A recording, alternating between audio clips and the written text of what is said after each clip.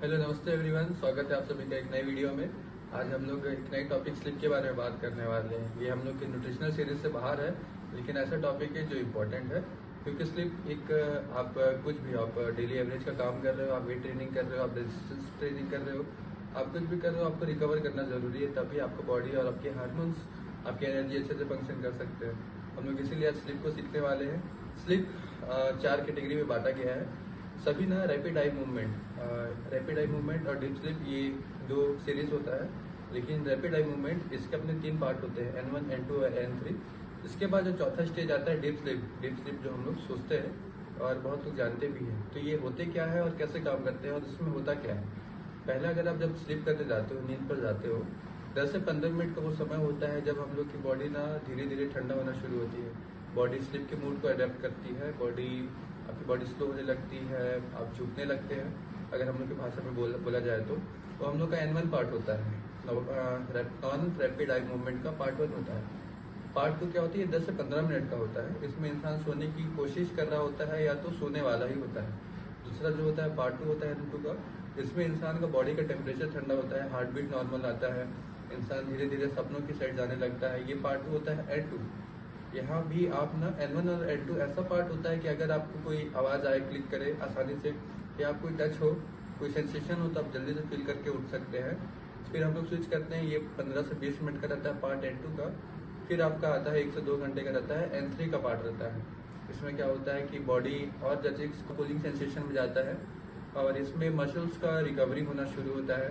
Body धीरे धीरे अपने जितने भी उनको फ्यूल रहता है सबको रेगुलेट करती है कि जहाँ आपको GH release, growth hormone release करना है, सबकी तैयारी होती है। फिर जाकर लास्ट और फाइनल स्टेज आता है डीप स्लिप का, जो कि बहुत ही वाइटल स्टेज रहता है। यहाँ क्या होता है कि बॉडी आपका रिकवरी का अच्छे से अपने प्राइम पे रिकवरी शुरू करती है, अपने हार्मोन्स को जो आपको नीड है उसको रेगुलेट करती है। टेस्टोस्टेरोन, ग्रोथ हार्मोन जितने भी होते हैं, इंसुलिन होते हैं, हंगर हार्मोन जो होते हैं, घैरलिन होते हैं, ये सबको बॉडी रिस्टोर करना शुरू करती है और उनको ग्रोथ पर लाती है। जब ये पीरियड कंप्लीट हो जाता है, इस टाइम पे आप ना एकदम बेहोशी के हाल पे रहते हैं। अगर कोई भी आपको बताती है, कोई भी आपसे अगर जनरल सेंसेशन होता है तो आप उसको फील नहीं कर पाते हैं। ये होता है डीप स्लिप में। लेकिन डीप स्लिप के बाद जो एक और स्लिप का स्टेट होता है REM, रैपिड आई मूवमेंट। अब इस पर क्या होता है कि बॉडी आपको जब सारे रिकवरी कर चुकी होती है, तो बॉडी आपको इस टाइम पे स्लिप के स्टेट पर डालती है, सपनों को दिखाती है ये। और यहाँ क्या होता है कि सपनों के स्टेट में डालने के लिए बॉडी ना आपको अगले दिन के लिए यहाँ रिबिल्ड करती है। पहले आपको डीप स्लिप के स्टेट तक लास्ट डे का रिकवरी करती है और REM लास्ट वाले स्टेज पर बॉडी आपको अगले डे के लिए रिकवर करती है। आपके जो भी आपका हंगर कैसे होगा, आपका एनर्जी कैसा होगा, आपकी रिकवरी का final summarize body last stage पर करती है। उसके बाद बॉडी आपको सपनों की स्टेट पर डालती है, तब आप सपने देखकर सुबह उठते हैं।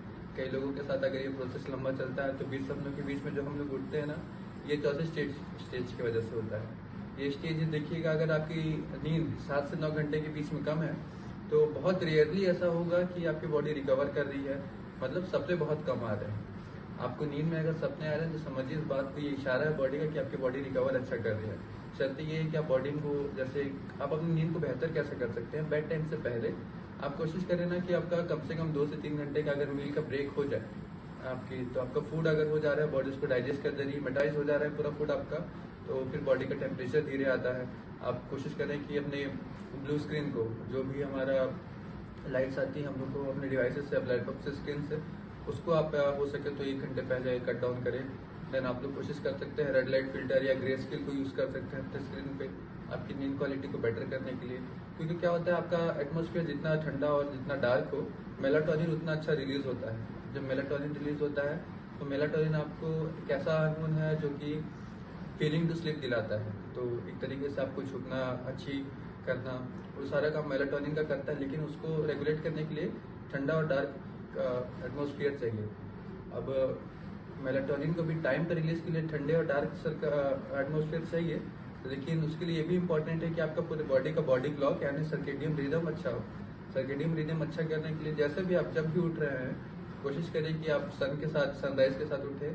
लेकिन जैसा भी आना होना है, कोशिश करें कि आधे 1 घंटे के अंदर ना आप पहला सनलाइट जो है वो अपने बॉडी पे, अपने शरीर पे जाए, अपने आंखों पे डालें।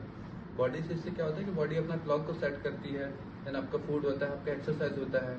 कोशिश करें कैफीन दो, अगर आप शाम को सुबह वर्कआउट कर रहे हैं तो 6 घंटे एटलीस्ट पहले, क्योंकि कैफीन का हाफ लाइफ होता है, वो आपको हिंडर कर सकता है अपने अलर्टनेस प्रॉपर्टी की वजह से। तो आप 6 घंटे बेड से पहले उसको कट करें।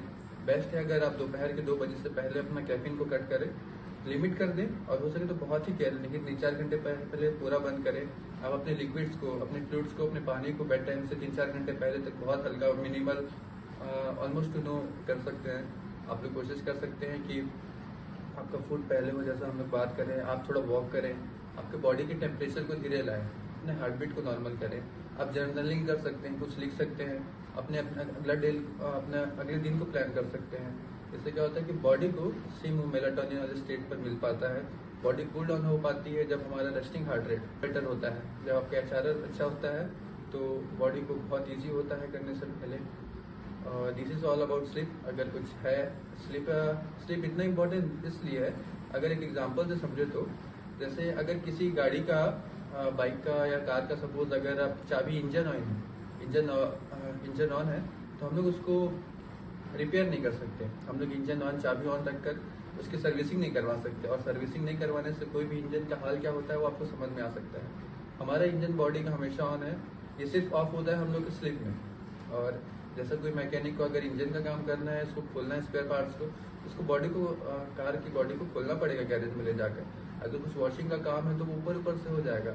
सेम बॉडी के लिए वही डीप स्लीप और REM जो लास्ट स्टेट हम लोग बात की स्लीप को, वो इम्पोर्टेंट है कि बॉडी आपको जो वियर एंड टियर मसल्स का है, जो ग्रोथ है, नेक्स्ट डे का प्रिपरेशन है, आपकी जितनी मेमोरीज है, जितना आपने मेमोरीज बनाया है, अपने बॉडी को कमांड दिया, अपने ब्रेन को जो ब्रेन ने रिकॉर्ड किया है, वो सारी चीज़ को बॉडी एक बार में स्टोर करके रखे और आपको नेक्स्ट दिन के लिए प्रिपेयर करे।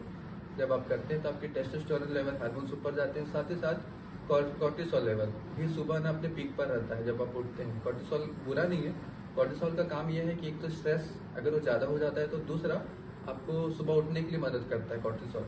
अगर कॉर्टिसोल क्योंकि पीक पर रहता है सुबह, और testosterone through out the day, evening के आसपास या नून के आसपास वो पीक पर रहता है।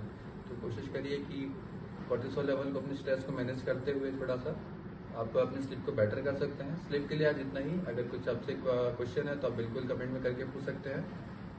तब तक के लिए मिलते हैं हम लोग नेक्स्ट वीडियो में। Thank you. महेंद्र यार, आपका फिटनेस और हेल्थ कोच। Bye bye.